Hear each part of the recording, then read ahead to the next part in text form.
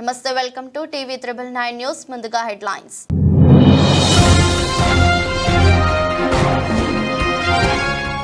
కమలా Harris కు మద్దతుగా Trump విరాళం, సెటైర్లు వేస్తున్న నెటిజన్లు.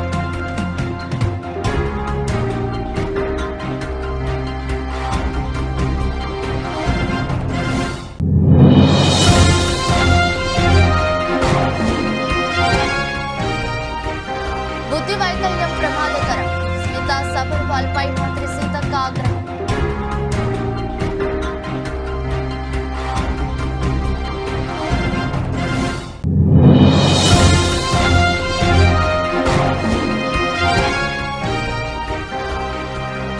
లోక్సభలో బడ్జెట్ ప్రవేశపెట్టిన నిర్మలమ్మ, బడ్జెట్ కు ఆమోదం తెలిపిన కేంద్ర కేబినెట్.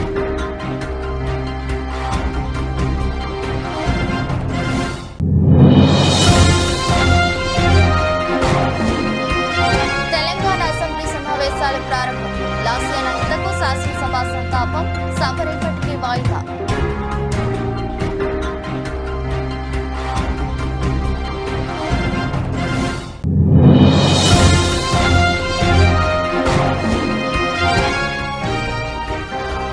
గోదావరి మహో ప్రభుత్వం, భద్రాచలం నుంచి నిలిచిన రాకపోకలు.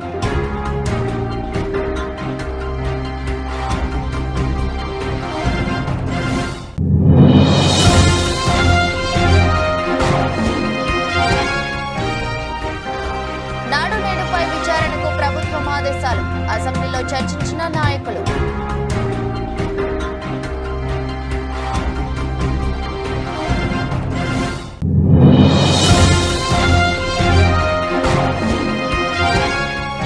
ఐపీఎల్ కు రీ-ఎంట్రీ ఇవ్వనున్న రాహుల్ ద్రావిడ్, మెంటర్ పాత్ర పోషించేందుకు రెడీ అవుతున్న ద్రావిడ్.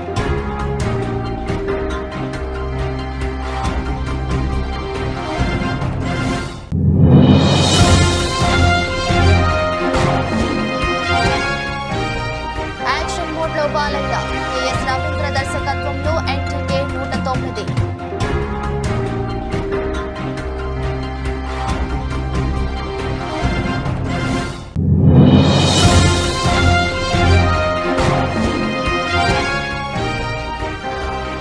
ఫోన్ నంబర్ అవసరం లేకుండా త్వరలో వాట్సాప్ చాటింగ్, టెస్టింగ్ లో ఉన్న న్యూ ఫీచర్.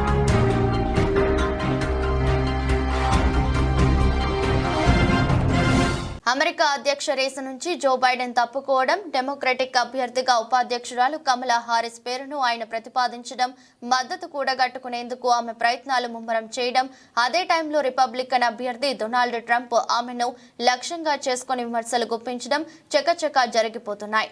అయితే ఈలోపు సోషల్ మీడియాలో ఓ ఆసక్తికర చర్చ తెర మీదకు వచ్చింది. బైడెన్ వైదొలిగిన తర్వాత హారిస్ ప్రచారం బృందం 24 గంటల్లో $81 మిలియన్ విరాళాలను సేకరించింది. దీంట్లో 60% తొలిసారి దాతల నుంచి వచ్చినవే కావడం గమనార్హం. మరి కమలా హారిస్ కు డొనాల్డ్ ట్రంప్ ఇచ్చిన కానుక సంగతేంటి అని కొందరు సోషల్ మీడియా వేదికగా సెటైర్లు పేలుస్తున్నారు. అయితే ఇది ఇప్పట్లో జరిగింది కాదు. 2011 సెప్టెంబర్లో కమలా హారిస్ కాలిఫోర్నియా అటార్నీ జనరల్ గా ఉన్నారు. ఆమె మళ్లీ పోటీ చేయడం కోసం ఆమెకు మద్దతుగా విరాళాల సేకరణ జరిగింది. ఆ సమయంలో ట్రంప్ తరపున $6,000 డొనేషన్ కమలా హారిస్ కు వెళ్లింది. ఇందులో $5,000 ట్రంప్ సంతకంతో కూడిన చెక్ డొనేషన్ రూపంలో ఆమెకు వెళ్లింది. మరో $1,000 2013 ఫిబ్రవరిలో ట్రంప్ పేరిట హారిస్ ఖాతాలోకి వెళ్లింది. ఇక 2014 జూన్లో California attorney general re election committee సభ్యురాలైన Trump కూతురు ఇవాంకా మరో $2,000 విరాళంగా ఇచ్చారు. అంటే మొత్తంగా ట్రంప్ కుటుంబం $8,000 డొనేషన్ రూపంలో కమలా హారిస్ కు మద్దతుగా ఇచ్చిందన్నమాట.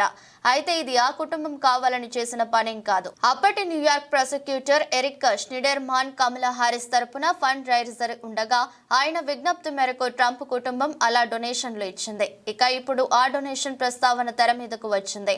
ఫ్లోరిడా డెమోక్రటిక్ సభ్యుడు జెరెడ్ మాస్కోవిట్జ్ ఎక్స్ వేదికగా తెలివైన పెట్టుబడి అని చేసిన ట్వీట్ ఒకటి చర్చనీయాంశమైంది. ఆమె ఇప్పుడు డెమోక్రటిక్ అభ్యర్థి కాబట్టి ఆ డబ్బును ఉపయోగించుకోలేరని మరో నెటిజన్ సెటైర్ వేశారు. ట్రంప్ దీనికి ఏం సమాధానం చెప్తారో అంటూ మరో వ్యక్తి కామెంట్ చేశారు. అంగవైకల్యం కంటే బుద్ధి వైకల్యం చాలా ప్రమాదకరమని అంటున్నారు తెలంగాణ మంత్రి సీతక్క. ఐఏఎస్ అధికారిని స్మిత సబర్వాల్ దివ్యాంగుల కోటా కామెంట్లపై నెలకొన్న వివాదంపై మీడియాతో చిట్చాట్ సందర్భంగా సీతక్క తన అభిప్రాయం వ్యక్తం చేశారు. అంగవైకల్యం కంటే బుద్ధి వైకల్యం ప్రమాదకరం, అంత అవగాహన ఉందని మాట్లాడే వాళ్ళు ఇతరుల అభిప్రాయాలు గుర్తించకపోవడం కరెక్ట్ కాదు. అది వాళ్ళ మానసిక వైకల్యం. ఐపీఎస్ కు ఫిజికల్ ఫిట్నెస్ అవసరం. పోలీసులకు కలెక్టర్లకు తేడా తెలియదా? ఒక అధికారిగా ఉండి ఆమె అలా మాట్లాడటం తప్పు. ఆమె అలా మాట్లాడకుండా ఉండాల్సింది. ఆమె వ్యాఖ్యలు సీఎం దృష్టికి తీసుకెళ్తా అని మంత్రి సీతక్క అన్నారు. ఇదిలా ఉంటే తన ఎక్స్ పోస్ట్ వివాదం కావడంతో ఆమె నిన్న దానికి వివరణ ఇచ్చారు. ఎవరిని కించపరిచే ఉద్దేశం లేదని, తాను తన వ్యాఖ్యలకు కట్టుబడి ఉంటానని అన్నారు ఆమె. ఆపై వివాదం మరింత ముదిరింది. ఆమెపై ఇటు తెలంగాణలో అటు ఏపీలోనూ పిఎస్లలో ఫిర్యాదులు నమోదయ్యాయి. తాజాగా ఆమె సాక్షి టీవీతో ఫోన్ లైన్లోనూ మాట్లాడారు. నేను ఎవరినో కించపరచడానికో లేదంటే కాంట్రవర్సీ కోసమో ఆ వ్యాఖ్యలు చేయలేదు.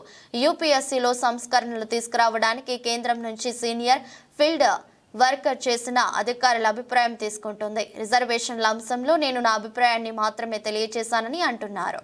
పార్లమెంటు వర్షాకాల సమావేశాలు వరుసగా రెండో రోజు మంగళవారం ప్రారంభమయ్యాయి. ఇవాళ కేంద్ర ప్రభుత్వం 2024-25 ఆర్థిక సంవత్సరంలో మిగిలిన 8 నెలల కాలానికి వార్షిక బడ్జెట్ను ప్రవేశపెట్టింది. ఉదయం 11 గంటలకు ఆర్థిక మంత్రి నిర్మలా సీతారామన్ లోక్సభలో బడ్జెట్ను ప్రవేశపెట్టారు. సార్వత్రిక ఎన్నికలకు ముందు ఈ ఏడాది ఫిబ్రవరిలో నిర్మలమ్మ తాత్కాలిక బడ్జెట్ ప్రవేశపెట్టిన విషయం తెలిసిందే. ఇక కేంద్రంలో మరోసారి మోదీ ప్రభుత్వం అధికారంలోకి రావడంతో ఇవాళ ప్రస్తుత ఆర్థిక సంవత్సరానికి సంబంధించి పూర్తిస్థాయి బడ్జెట్ను ప్రవేశపెట్టారు. విద్యా నైపుణ్యాభివృద్ధి కోసం 1,48,000 కోట్లు ఖర్చు చేస్తామని ఆర్థిక మంత్రి నిర్మలా సీతారామన్ అన్నారు. ఉద్యోగాలు కల్పన, నైపుణ్యాభివృద్ధికి రెండో ప్రాధాన్యత ఇస్తున్నామని చెప్పారు. సంఘటిత రంగంలో ఈపీఎఫ్ఓలో నమోదైన కార్మికులకు నెల జీతం ప్రభుత్వం చెల్లిస్తుందని వెల్లడించారు. పార్లమెంట్లో 2024-25 కేంద్ర బడ్జెట్ను నిర్మలా ప్రవేశపెట్టారు. 9 ప్రధాన అంశాల కారణంగా ఈ బడ్జెట్ తయారైంది. వ్యవసాయంలో ఉత్పాదకత పెంపు, స్వయం సమృద్ధి సాధించడం ప్రధానమని చెప్పారు. వాతావరణ మార్పులకు అనుగుణంగా 9 నూతన వంగడాలు అందుబాటులోకి తీసుకొస్తామని తెలిపారు. ఏపీ రాజధాని అమరావతి అభివృద్ధికి 1,000 కోట్ల ఆర్థిక సాయం ప్రకటించారు. ఏకంగా 15,000 కోట్లు ఆర్థిక సాయం ఇవ్వనున్నట్లు తన బడ్జెట్ ప్రసంగంలో విత్త మంత్రి వెల్లడించారు. అవసరాన్ని బట్టి భవిష్యత్తులో మరిన్ని అదనపు నిధులు అందజేస్తామని తెలిపారు. అదేవిధంగా ఏపీ ప్రజల కలల ప్రాజెక్ట్ అయిన పోలవరం పూర్తి చేయడానికి కూడా అన్ని విధాల సాయం చేస్తామని ఆర్థిక మంత్రి స్పష్టం చేశారు. హైదరాబాద్ బెంగళూరు పారిశ్రామిక కారిడార్ అభివృద్ధికి ప్రత్యేక నిధులు ఇవ్వనున్నట్లు పేర్కొన్నారు. గృహ నిర్మాణానికి 2.2 లక్షల కోట్లు కేటాయించారు. వచ్చే 5 ఏళ్లలో అర్బన్ హౌసింగ్ కోసం ఈ మొత్తాన్ని ఖర్చు చేస్తామని తెలిపారు. ఇక గ్రామీణ అభివృద్ధికి 2.26 లక్షల కోట్లు కేటాయించారు. ముద్రా రుణాలను 10 లక్షల నుంచి 20 లక్షలకు పెంచారు. మౌలిక సదుపాయాల కల్పనకు బడ్జెట్లో మరోసారి పెద్దపీట వేశారు. ఇన్ఫ్రాస్ట్రక్చర్ కోసం బడ్జెట్లో 11.11 లక్షల కోట్లు కేటాయించారు. ఇది జీడీపీలో 3.4% సమానమని చెప్పారు. అదేవిధంగా చిన్న మధ్య తరహా పరిశ్రమల అభివృద్ధికి తాము ఆర్థిక సాయం చేస్తామని నిర్మలా సీతారామన్ తెలిపారు. ఎంఎస్ఎంఈ క్లస్టర్లు, నూతన సిడ్బీ బ్యాంక్ బ్రాంచీలు ఏర్పాటు చేస్తామని చెప్పారు. ఎగుమతుల సేవల కోసం ప్రత్యేక ప్లాట్ఫామ్ ఏర్పాటు చేయనున్నట్లు వెల్లడించారు. అదేవిధంగా 500 పెద్ద కంపెనీల్లో 1 కోటి మంది యువతకు ఉద్యోగాలను కల్పిస్తామని ప్రకటించారు. తెలంగాణ అసెంబ్లీ బడ్జెట్ సమావేశాలు ప్రారంభమయ్యాయి. Cantonment BRS MLA Lasya Nanditha మృతి పట్ల శాసనసభ సంతాపం ప్రకటించింది. శాసనసభ ముగిసిన వెంటనే బీఎస్సీ సమావేశం జరగనుంది. ఈ సమావేశంలో అసెంబ్లీ నిర్వహణ తేదీలను ఖరారు చేయనున్నారు. 10 రోజుల పాటు సభను నిర్వహించాలని ప్రభుత్వం సూత్రప్రాయంగా నిర్ణయించినట్లు సమాచారం. సభ ఉదయం 11 గంటలకు ప్రారంభం కాగా లాస్య నందిత మృతి పట్ల సీఎం రేవంత్ రెడ్డి సంతాప తీర్మానం ప్రవేశపెట్టారు. ఈ సందర్భంగా లాస్య నందిత సేవలను, ఆమె తండ్రి సాయన్న సేవలను రేవంత్ రెడ్డి గుర్తు చేసుకున్నారు. అనంతరం శాసనసభ వ్యవహారాల మంత్రి శ్రీధర్ బాబు, రవాణా శాఖ మంత్రి పొన్నం ప్రభాకర్, ఎమ్మెల్యేలు కేటీఆర్, తలసాని శ్రీనివాస్ యాదవ్, సునీత లక్ష్మారెడ్డి, ముఠా గోపాల్, రాజశేఖర్ రెడ్డి, కేపీ వివేకానంద్ గౌడ్, కూనంనేని సాంబశివరావు, ఏలేటి మహేశ్వర్ రెడ్డి, పాయల్ శంకర్, మక్కాన్ సింగ్, రాజ్ ఠాకూర్, శ్రీ గణేష్ లాస్య నందిత మృతి పట్ల సంతాపం ప్రకటిస్తూ సీఎం రేవంత్ రెడ్డి తీర్మానాన్ని బలపరిచారు. అధ్యక్ష, తమరి అనుమతితో ఈ సంతాప తీర్మానాన్ని ప్రవేశపెడుతున్నాను. తెలంగాణ శాసనసభ సభ్యురాలు కుమారి లాస్యనందిత సాయన్న గారి మృతి పట్ల ఈ సభ తన తీవ్ర సంతాపాన్ని వ్యక్తం చేస్తూ శోకార్తులైన వారి కుటుంబ సభ్యులకు ప్రగాఢ సానుభూతిని తెలియజేస్తున్నాను. అధ్యక్ష, 23/2/2024 నాడు సికింద్రాబాద్ కంటోన్మెంట్ శాసనసభ్యురాలు కుమారి లాస్యనందిత సాయన్న గారి ఆకస్మిక మరణం పట్ల ఈ సభ తీవ్ర సంతాపాన్ని వ్యక్తం చేసింది. ఇలాంటి బాధాకరమైన తీర్మానం నేను ప్రవేశపెట్టాల్సి వచ్చినందుకు నేను చింతిస్తున్నాను. కుమారి లాస్యనందిత సాయన్న గారి నాన్నగారైన కీర్తిశేషులు సాయన్న గారు నాకు అత్యంత సన్నిహితులు, ఆప్తులు. చాలా సంవత్సరాలు మేము కలిసి ప్రజాప్రతినిధులుగా ప్రజాక్షేత్రంలో పనిచేయడం జరిగింది. సాయన్న గారు అత్యంత సామాన్యమైన కుటుంబంలో 1951 వల్లభానగర్ నిజామాబాద్ జిల్లాలో జన్మించి కష్టపడి వారు 5 సార్లు శాసనసభ్యుడిగా, ప్రజా జీవితంలో కంటోన్మెంట్ బోర్డు మెంబర్గా, కంటోన్మెంట్ ప్రాంత ప్రజా సమస్యల పరిష్కారంలో వారు ఎనలేని కృషి చేసిండ్రు. వారు సిట్టింగ్ శాసనసభ్యుడిగా ఉన్నప్పుడే ప్రజా జీవితంలోనే వారు మరణించడం జరిగింది. ఆ తర్వాత వారిచ్చిన వారసత్వాన్ని, వారు నెరవేర్చాల్సిన బాధ్యతలను, వారిని అభిమానించిన ప్రజల కోసం కుమారి లాస్యనందిత కూడా భద్రాచలం వద్ద గోదావరి నది మహా ఉగ్రరూపం దాల్చింది. ఎగువ ప్రాంతాల నుంచి భారీగా వరద వస్తుండటంతో నదీ ప్రవాహం కాంరేపి పెరుగుతున్నది. మంగళవారం ఉదయం 8 గంటలకు నదీ ప్రవాహం 51.60 అడుగుల స్థాయికి చేరుకుంది. దీంతో అధికారులు రెండో ప్రమాద హెచ్చరికను కొనసాగిస్తున్నారు. 53 అడుగులకు చేరితే మూడో ప్రమాద హెచ్చరిక జారీ చేయనున్నారు. రామయ్య పాదల చెంత నది ఉధృతంగా ప్రవహిస్తుండటంతో వరద నీరు కరకట్ట పనుల వద్దకు చేరింది. భద్రాచలం పట్టణంలోని కొత్త కాలనీలోకి క్రమంగా వరద నీరు చేరుతుంది. భద్రాచలం కూనవరం రోడ్డుపైకి వరద నీరు చేరింది. దీంతో భద్రాచలం నుంచి విలీన మండలాలకు వాహనాల రాకపోకలు నిలిచిపోయాయి. భద్రాచలం శివారులు ఛత్తీస్గఢ్, ఒడిశా, ఆంధ్రప్రదేశ్ వెళ్లే వాహనాలు వందల సంఖ్యలో ఆగిపోయాయి. ఒక దుమ్ముగూడెం మండలం తూరబాక వద్ద రోడ్డుపై నీరు ప్రవహిస్తుండటంతో దుమ్ముగూడెం చర్ల వెళ్లే రహదారులు రాకపోకలకు అంతరాయం ఏర్పడింది. ముందు జాగ్రత్త చర్యగా లోతట్టు ప్రాంతాల ప్రజలను అధికారులు పునరావాస కేంద్రాలకు తరలించారు. నాడు నేడుపై విచారణకు ప్రభుత్వం ఆదేశాలు జారీ చేసింది. ఎక్కడ ఏం జరిగిందో తెలుసుకోవాలంటే విచారణ అవసరం అంటుంది విద్యాశాఖ మంత్రి నారా లోకేష్ అన్నారు. వచ్చే విద్యా సంవత్సరం నాటికి స్కూల్స్ అన్నిటిలో ఉపాధ్యాయులు ఉంటారన్నారు. 117 జీవోపై కూడా త్వరలో నిర్ణయం తీసుకుంటామన్నారు. పాఠశాలల్లో విద్యార్థులు తగ్గిన అంశంపై కూడా విచారణ చేస్తామన్నారు. అసెంబ్లీలో ప్రశ్నోత్తరాలు ప్రారంభమయ్యాయి. నాడు నేడు కార్యక్రమంలో పాఠశాలల ఆధునీకరణపై తాడికొండ ఎమ్మెల్యే తెనాలి శ్రవణ్ కుమార్ ప్రశ్న అడిగారు. అనేక పాఠశాలల్లో నాసిరకం పనులు చేశారని, అనేక పనుల్లో అవకతవకలు జరిగాయని బహిరంగంగానే చెప్పారన్నారు. సీఎం చంద్రబాబు నాయుడు ప్రారంభించిన పి గన్నవరం పాఠశాలలో చేపట్టిన పనుల్లోనే అవకతవకలు జరిగాయని, ఈ విషయాన్ని సాక్షాత్తు విద్యాశాఖ ప్రిన్సిపల్ సెక్రటరీ రాజశేఖర్ స్వయంగా చెప్పారన్నారు. నాడు నేడు పనుల్లో దోపిడీ జరిగిందని, గుంటూరు జిల్లాలో నిధులు ఇవ్వకుండా పనులు చేపట్టారన్నారు. సరైన ప్లే గ్రౌండ్స్ స్కూల్లో లేవని, ఉన్న పిల్లలకి సరైన సౌకర్యాలు లేవని ఉండి ఎమ్మెల్యే రఘురామకృష్ణంరాజు తెలిపారు. ప్రజలే ప్రాంగణాన్ని శుభ్రం చేస్తున్నారన్నారు. డిప్యూటీ సీఎం పవన్ కళ్యాణ్ తో టి లోకేష్ తో అరకు కాఫీ తాగితే కూడా కొంతమంది పాఠశాలలకు నిధులు వస్తాయంటున్నారని, వెంటనే ఆ కార్యక్రమం చేపట్టాలన్నారు. నాడు నేడు పథకంలో పాఠశాలల్లో పనులు చేయకుండా బిల్లులు డ్రా చేశారని ధూళిపాల నరేంద్ర అన్నారు. దీనిపై సమగ్ర విచారణ చేయాలన్నారు. పేద పిల్లలు చదువుకునే స్కూళ్లలో పనుల్లో కూడా కక్కుర్తికి పాల్పడ్డారని ఏలూరి సాంబశివరావు అన్నారు. దీనిపై నారా లోకేష్ మాట్లాడుతూ నాడు నేడుపై విచారణకు ప్రభుత్వం ఆదేశాలు జారీ చేసిందని, ఎక్కడ ఏం జరిగిందో తెలుసుకోవాలంటే విచారణ చేయాల్సిన అవసరం ఉందన్నారు.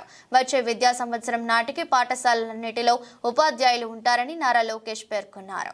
మొదటి ప్రశ్నకి సమాధానం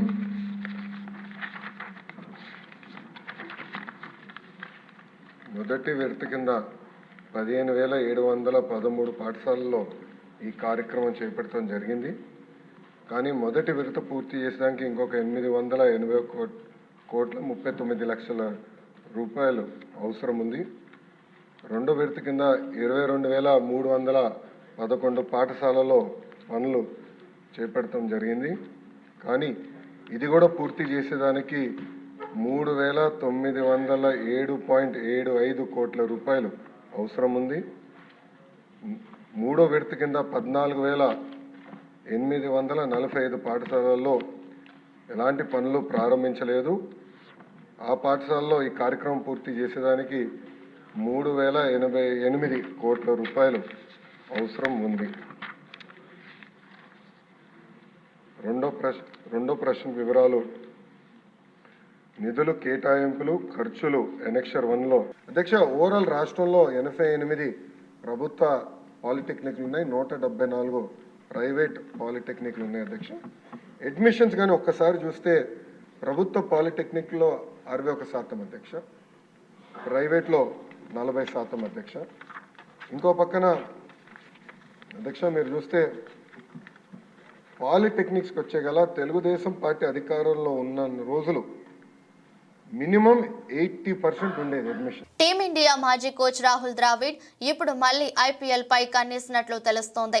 భారత సీనియర్ క్రికెట్ జట్టుకు కోచింగ్ బాధ్యతల నుంచి ఇటీవల తప్పుకున్న రాహుల్ ద్రావిడ్ ఇప్పుడు ఐపీఎల్లో మెంటర్ పాత్ర పోషించేందుకు రెడీ అవుతున్నట్లు తెలిసిందే.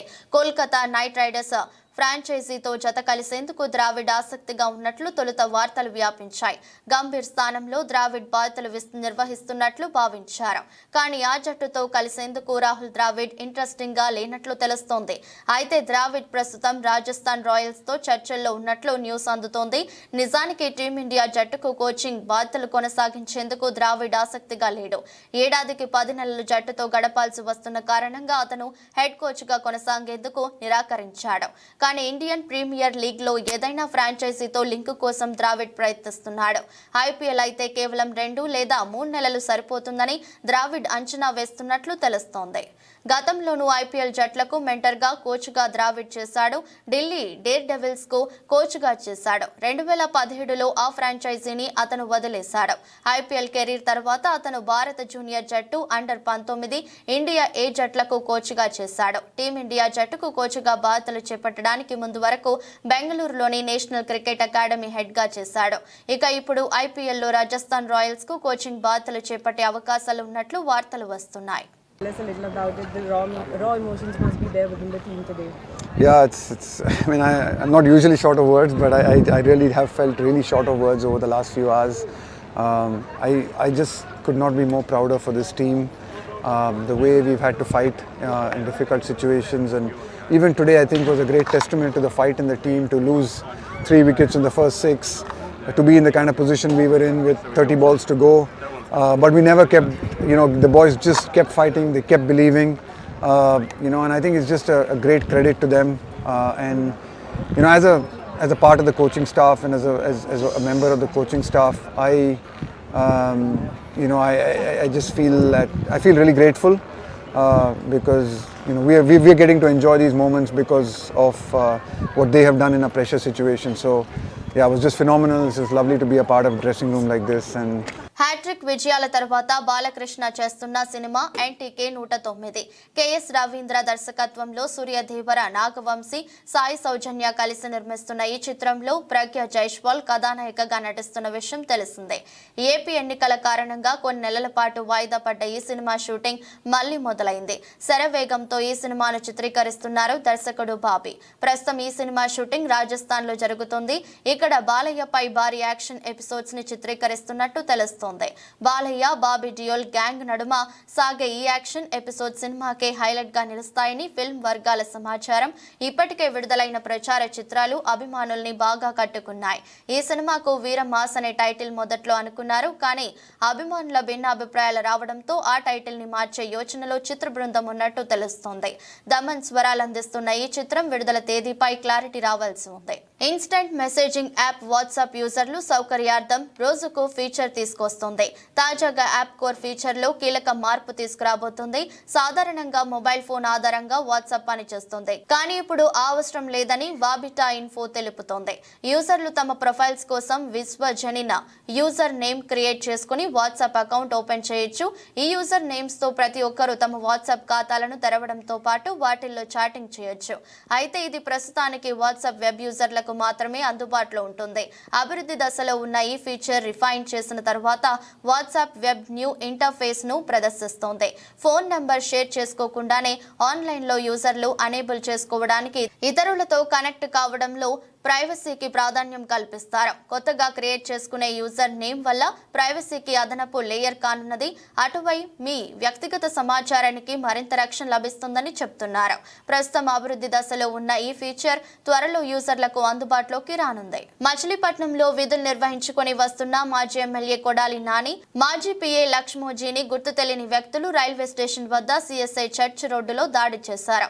తీవ్రంగా గాయాలు పాలైన లక్ష్మోజీని గుడివాడ ప్రభుత్వ ఏరియా ఆసుపత్రికి తరలించారు. మెరుగైన వైద్యం కోసం విజయవాడ తరలించారు. రంగారెడ్డి జిల్లా శంషాబాద్ మున్సిపాలిటీ పరిధిలోని సిద్ధాంతి బస్తీలో దారుణం చోటు చేసుకుంది. అన్యం పుణ్యం ఎరుగని 4 సంవత్సరాల చిన్నారిపై ఓ కామాంధుడు అత్యాచారం చేసేందుకు ఒడిగట్టాడు. సభ్య సమాజం సిగ్గుపడేలాంటి ఈ దారుణమైన ఘటనకు సంబంధించిన స్థానికులు తెలిపిన వివరాల ప్రకారం మహబూబ్ నగర్ ప్రాంతానికి చెందిన ఆంజనేయులు అనే యువకుడు కొంతకాలం క్రితం బ్రతుకు తెరువు కోసం శంషాబాద్ వచ్చాడు. సిద్ధాంతి బస్తీలోని ఓ ఇంట్లో అద్దెకు ఉంటూ సెక్యూరిటీ గార్డుగా ఉద్యోగం చేస్తున్నాడు. అయితే ఇతడు ఉంటున్న భవనంలోనే చిన్నారి తల్లిదండ్రులు అద్దెకు ఉంటున్నారు. చిన్నారి తల్లిదండ్రులు లేని సమయం చూసిన కామాంధుడు చిన్నారికి మాయమాటలు చెప్పి తాను ఉంటున్న గదిలోకి తీసుకెళ్లాడు. అన్యం పుణ్యం ఎరుగని చిన్నారిపై అత్యాచారం చేసేందుకు ప్రయత్నించాడు. దీంతో చిన్నారి అరుపులు కేకలు వేయడంతో భయపడి బయటకు పరుగులు తీశాడు నిందితుడు. చుట్టుపక్కల వాళ్ళు వచ్చి చూసేసరికి చిన్నారి ఎక్కి ఎక్కి ఏడుస్తూ ఏం జరిగిందో చెప్పడం కూడా రాక దిక్కులు చూస్తూ ఉండిపోయింది. గమనించిన స్థానికులు నిందితుడు ఆంజనేయులకు దేహశుద్ధి చేసి పోలీసులకు అప్పగించారు. సభ్య సమాజం సిగ్గుపడేలా ఘటన పునరావృతం కాకుండా నిందితుడికి కఠిన చర్యలు తీసుకోవాలని స్థానికులు పోలీసులను వేడుకుంటున్నారు. జాతీయ ప్రాజెక్టు పోలవరం నిర్మాణం పూర్తయితే భారతదేశంలోని 6 రాష్ట్రాలకు ప్రయోజనం చేకూరుతోంది. గత ప్రభుత్వ హయాంలో పోలవరం నిర్మాణ పనుల్లో తీవ్ర జాప్యం జరిగింది. ఆంధ్రప్రదేశ్ రాష్ట్ర ముఖ్యమంత్రి నారా చంద్రబాబు నాయుడు మిషన్ మోడ్ కింద పోలవరం ప్రాజెక్టును తిరిగి ట్రాక్ లో తీసుకురావడానికి నిర్ణయాత్మకమైన చర్యలు తీసుకుంటున్నారు. పోలవరం ప్రాజెక్టు నిర్మాణం త్వరగా పూర్తయ్యేందుకు కేంద్రం భారీగా నిధులు విడుదల చేయాలని విజయవాడ ఎంపీ కేశినేని శివనాథ్ సోమవారం లోక్సభలో రూల్ 377 కింద పోలవరం ప్రాజెక్టు అంశంపై మాట్లాడారు. అలాగే గత ప్రభుత్వం పోలవరం ప్రాజెక్టు నిర్మాణ పనుల విషయం ఎంత జాప్యం చేసిందో వివరించారు. జగన్ ప్రభుత్వం గత 5 ఏళ్లలో పోలవరం ప్రాజెక్టుకి సంబంధించి సివిల్ పనులు 3.84%, భూసేకరణ పనులు 3.89% జరిగినట్లు తెలిపారు. 2014-19 మధ్య టీడీపీ ప్రభుత్వ హయాంలో పోలవరం ప్రాజెక్టు నిర్మాణానికి సంబంధించి సివిల్ పనులు 71.93%, భూసేకరణ పునరావాసం 18.66% పూర్తి చేసినట్లు తెలియజేశారు. రాష్ట్ర ముఖ్యమంత్రి నారా చంద్రబాబు నాయుడు గాడి తప్పిన పోలవరం నిర్మాణ పనులు గాడిలో పెట్టేందుకు ప్రతి సోమవారాన్ని పోలవరం డేగా ప్రకటించినట్లు చెప్పారు. పోలవరం నిర్మాణ పనులు వేగవంతంగా జరిగేందుకు సకాలంలో పూర్తి చేసే విధంగా ప్రతి సోమవారం సమీక్ష చేస్తారని వివరించారు. माननीय श्री केशिनेनी शिवनाथ जी. Thank you, madam. I represent from Vijayawada Parliament of Andhra Pradesh. The Polavaram irrigation project is a true national project that will benefit 6 states in India.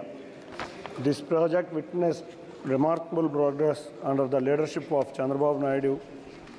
By 2019, an impressive 71.93% of civil works and 18.66% of land acquisition and resettlement has been completed. However, from 2019 until May 2024, during the tenure of previous government in Andhra Pradesh, only 3.84% of civil works and 3.89% of land acquisition tasks were accomplished.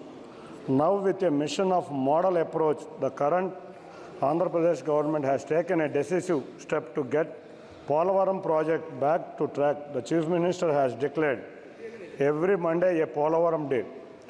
This approach promises accelerated progress and timely completion. Thus, we earnestly urge. Medchal జిల్లా Dammaiguda municipal కార్యాలయంలో ACB దాడిలో 50,000 రూపాయలు లంచం తీసుకుంటుండగా red handed గా municipal commissioner రాజమల్లయ్యని పట్టుకున్నామని ACB అధికారులు తెలిపారు. హైమద్గూడ చెందిన వ్యక్తి భవన్ నిర్మాణంకై మున్సిపల్ కమిషనర్ కు సంప్రదించగా బాధితుడు చెప్పిన వివరాల ప్రకారం భవన్ నిర్మాణంకై 60,000 అడిగాడని, 50,000 రూపాయలకి ఒప్పందం కుదిరిందని, మొదట 20,000 రూపాయలు ఇచ్చానని, మిగతా 30,000 రూపాయలు మున్సిపల్ కమిషనర్ రాజమల్లయ్యకు ఇస్తుండగా రెడ్ హ్యాండెడ్ హ్యాండెడ్ గా పట్టుకుని మున్సిపల్ కార్యాలయంలో సోదాలు నిర్వహించారు ఏసీబీ అధికారులు.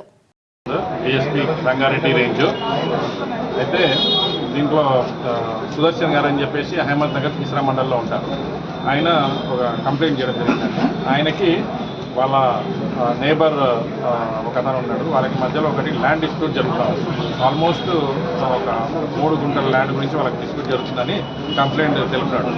అయితే ఇందులో భాగంగా వీళ్ళిద్దరి మధ్యలో ఉన్న డిస్ప్యూట్లో భాగంగా వాళ్ళ నేబర్ ఎవరైతే ఉన్నారో ఆ నేబర్ ఒక ల్యాండ్ కాంపౌండ్ వాల్ని వీళ్ళ ల్యాండ్లో కట్టినాడని చెప్పేసి, ఆ ల్యాండ్లో ఏదైతే కట్టినాడో అది గవర్నమెంట్ ల్యాండ్ అని చెప్పేసి ఈ యొక్క కంప్లైంట్ రాజమల్లయ్య మున్సిపల్ కమిషనర్ గారిని అప్రోచ్ చేయడం జరిగింది. ఆయనకు ఫిర్యాదు చేశారనమాట.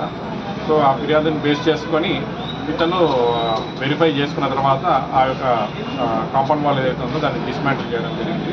అయితే ఆ డిస్మాంటిల్ చేసిన తర్వాత మళ్ళీ అతని నైబర్ ఏం చేశాడంటే ఒకటి మళ్ళీ రీకన్స్ట్రక్ట్ చేసి మళ్ళీ స్టేటస్ కో అనే ఆర్డర్ ఒకటి తీసుకొని నాట్ టు డిస్మాంటిల్ అనే order junior civil judge court నుంచి తెచ్చుకున్న తర్వాత ఆ ఆర్డర్ని కాకినాడ జిల్లా పుదుచ్చేరి యానంలో ఒక పక్క గోదావరి నీటి మట్టం పెరుగుతున్నప్పటికీ మరోపక్క పర్యాటకులు సందర్శకులకు అనుమతి ఇచ్చిన యానం ప్రభుత్వ అధికారులు. గోదావరి నదికి ఒక పక్క బురద నీరు వరద రూపంలో వస్తుంది. మరోపక్క పులస చేపల సందడి అమ్మకం జోరుగా సాగుతుంది. సుమారు 6,000 నుంచి 10,000 రూపాయల వరకు ఒక చేప ఖరీదు పలుకుతుంది. ఈ వరదల వలన తినడానికి తిండి లేక ఇబ్బందులు పడుతున్న మత్స్యకారులను యానం ప్రభుత్వం ఆదుకోవాలని కొందరు మత్స్యకారులు తెలియజేశారు. వరదలు ఇబ్బందులు కారణంగా వేటకు వెళ్లలేని పరిస్థితులలో ప్రభుత్వం సదుపాయాలు కల్పించాలని మత్స్యకారులు విన్నవించుకున్నారు. ఈ సంవత్సరంలో సార్ వస్తాయండి. అంటే గోదావరి చేపలు మురికికే సంవత్సరంలో సార్ వస్తుంది. పులుసులమ్మైనా సరే పులుసులు కొనాలని చెప్తారు కదా. పెద్దలు చేప తింటారండి. పులుసులమ్మైనా పులుసు కూర అనుకుంటా. వార్తలు ముగించే ముందు మరోసారి హెడ్లైన్స్.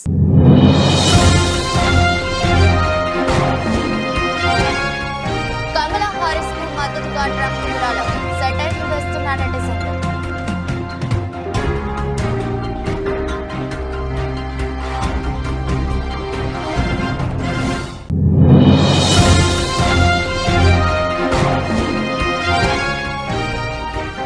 బుద్ధి వైకల్యం ప్రమాదకరం, సబర్వాల్పై మంత్రి సీతక్క ఆగ్రహం.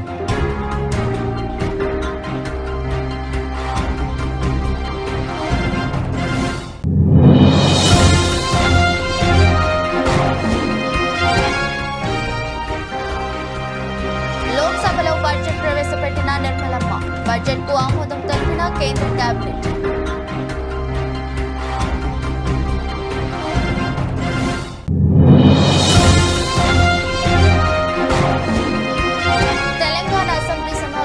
ప్రారంభం, లాస్యాన్ అంతకు శాసనసభ సంతాపం, సభ రేపటికి వాయిదా.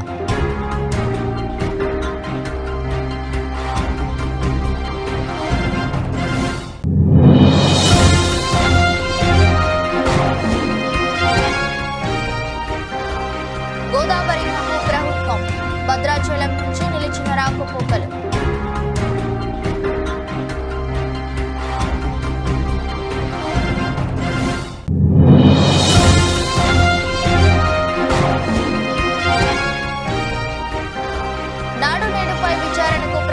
ఆదేశాలు, అసెంబ్లీలో చర్చించిన నాయకులు.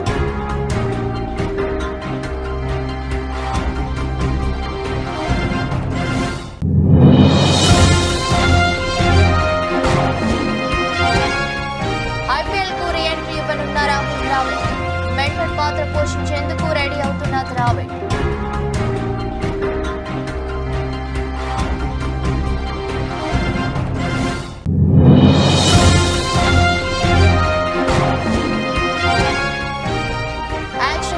బాలయ్య, కెఎస్ రవీంద్ర దర్శకత్వంలో ఎన్టీకే 109.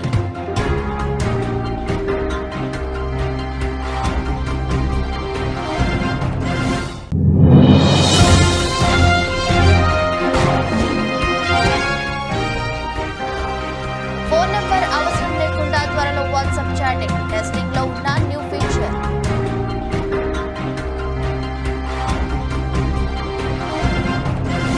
ఇది రోజు బులెటిన్. మరో బులెటిన్లో మళ్ళీ కలుద్దాం. అంతవరకు సెలవు. నమస్కారం.